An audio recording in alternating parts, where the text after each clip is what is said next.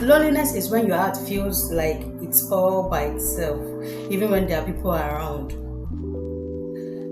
It's when you want someone to talk to, when you want someone to play with, when you just want someone to be around you, but they are not there. And even if there are people there, they don't even act like they notice you. That is loneliness.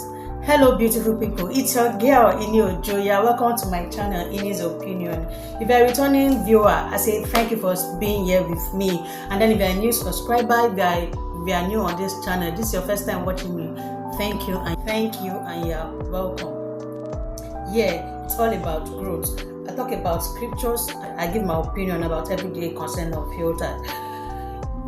Statistically, studies have shown that about 33% of persons feel lonely often or all the time.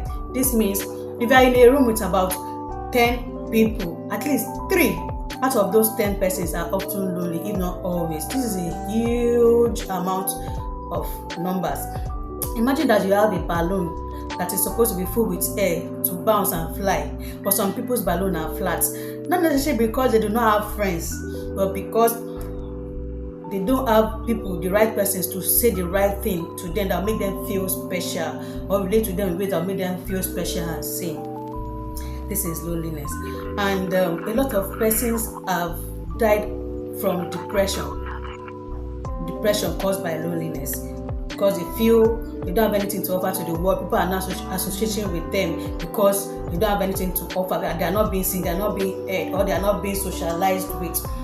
You know, one of this weekend, myself and my husband were talking when he came, because sometimes my mind can be funny. Some things can just come pop to my mind. I'll just, as it's coming, I'm speaking it out. I know that most times that man don't even tired for me. He might even be tired of me sometimes, but he's the only person around, so I have to. He's the one I talk often to a lot of the time. So pardon me if I make mention of him too much here, but I can't help it. So I just told him that, babe, do you know that with the increase of social media platform, Facebook, WhatsApp, Twitter, and the rest, and you see millions of persons there. Do you know that among these millions and billions of persons using these apps, using this social media platform, showing us flashy lifestyle, dressing up, doing everything and anything possible to be seen, is because a lot of them are lonely. And he said, oh yeah, I agree with you. And then we started talking, and I said a lot of persons are lonely. In marriages, either the wife is lonely or the husband is lonely, either the children are lonely or the parents are lonely. In family, you are not being seen, you are not being heard, you are not being celebrated everywhere. And then we went to church the next day, that was a Sunday, and this guest minister came to my church, the ambassador came to my church, and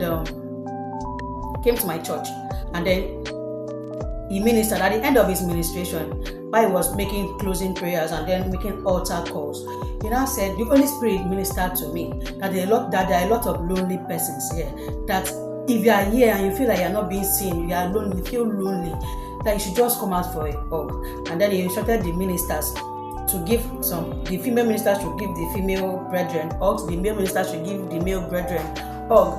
And then almost about half of the church went out to be hugged. Half of the church felt lonely.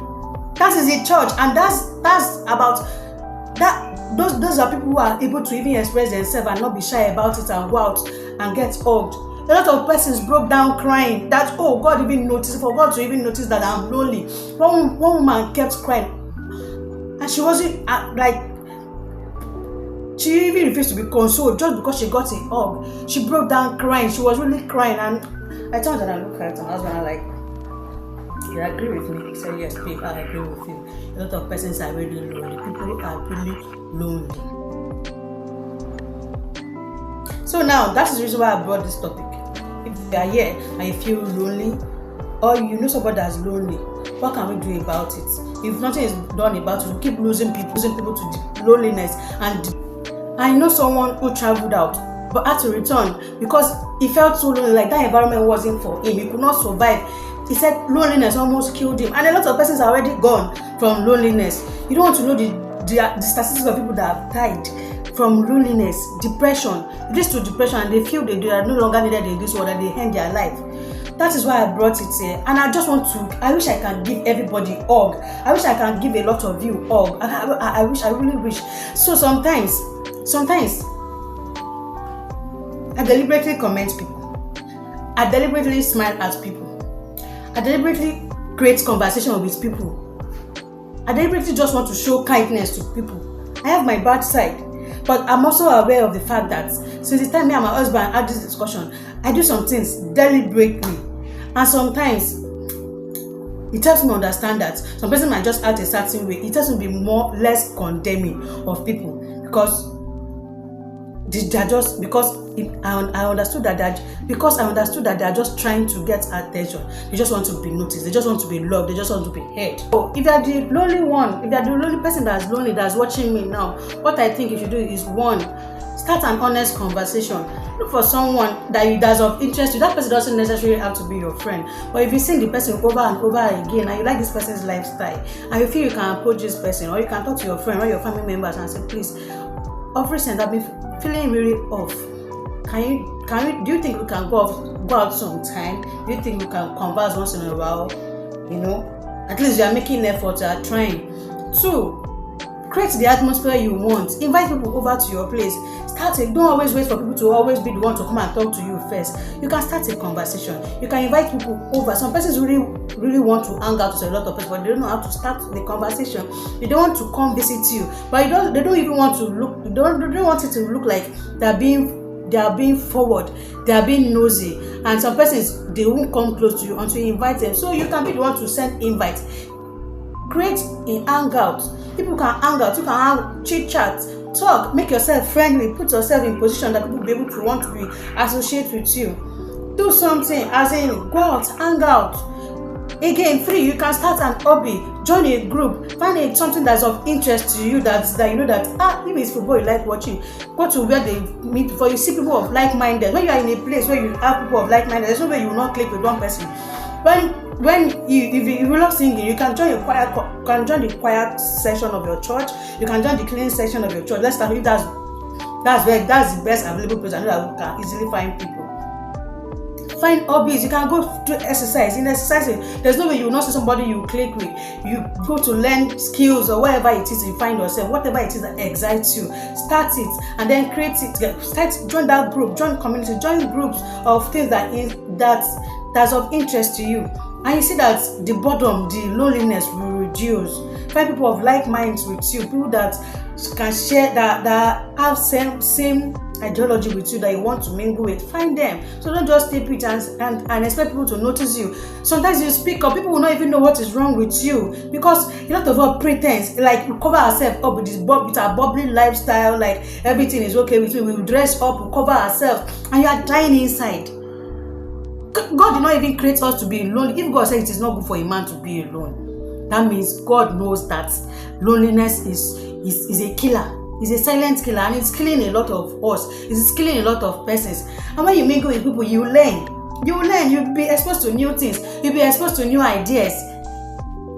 The things you thought you knew before, when you meet other people, you'll be challenged. Your thinking will be challenged. So don't just stay there. And if you are out there, you are the one learning, help. Please, can you try and be intentional? If you are the one reaching out to people who are lonely, try and be intentional with them. Ask them, how are you really? Are you really okay? Sometimes when I'm talking to my husband, I say that is a kind of way. I ask him, babe, are you really okay? Like, I know that you are fine, because I know that if I ask you, how are you? You will tell me you are fine. So I don't ask the how are you question. I find another way to ask the questions that will start a conversations. Even with some of my friends, I don't just go about asking them how are you. Sometimes when they talk, I notice that something is off with my friends. If I really someone that's close to me, sometimes I notice when some things are off with them. So let's be intentional with people. Let's be intentional with people that are around us. If you are married, deliberately ask your partner how they are. Not every time you ask for money. Not every time you come to complain about things that are wrong with you. Not every time you complain about things that they did not do. Deliberately tell them. Want to know how they feel. Honestly, want to know how they feel. Be present. Don't always wait for when people are vulnerable. Don't always wait for vulnerability. Deliberately ask people questions. Deliberately be present in people's life. Deliberately make people associate, start a conversation. Just be present. Then Be consistent. Be consistent. Not that you check up on me today and then after another 5 years, and how you doing now? Some persons that I don't answer them. I know that we are busy and I know that life is busy, but if you really cared about me, you ask me. Sometimes some persons will just come. Sometimes some persons will ask you, "How are you?" But before you say, "I am fine," they are off to doing another thing. You ask me how I am, you cannot even wait to hear me. You won't even be patient enough to hear me tell you how I really am. So sometimes when people ask me how I am, I read their body language. From the body language, I want to know if you really want to know how I am, or you are just saying it for formality's sake or for saying sake. So be consistent. Be consistent. Check on them today. Check on them today. I know that sometimes we should try and show little. You've got to show little kindness. Don't walk around it down and out. Let it help you now instead of doubt. And the kindness that you show every day will help someone along the way. Yes, you've got to show little kindness. Show little kindness. Shine your light for everyone to see. And if you try little kindness, you overcome the blindness of narrow-minded people. Narrow-minded streets. Of narrow-minded people on the ordinary streets. I don't know. That's how the song goes. You get it? I'm trying to remember the lyrics of the song, but you can understand what it means. We need each other. We need each other. Show kindness. Look out for someone that's lonely here and give them some hug. People need to be hugged. People want to feel loved. I just wish I can hug everybody right now. I really wish I can hug everybody right now. But hugs to my fans anyways. Hugs to people who have made my coming back to this space whatsoever. I give you a lot of hug. And I love you so much. You matter. You matter. See you in my next subscription. See you in my next video.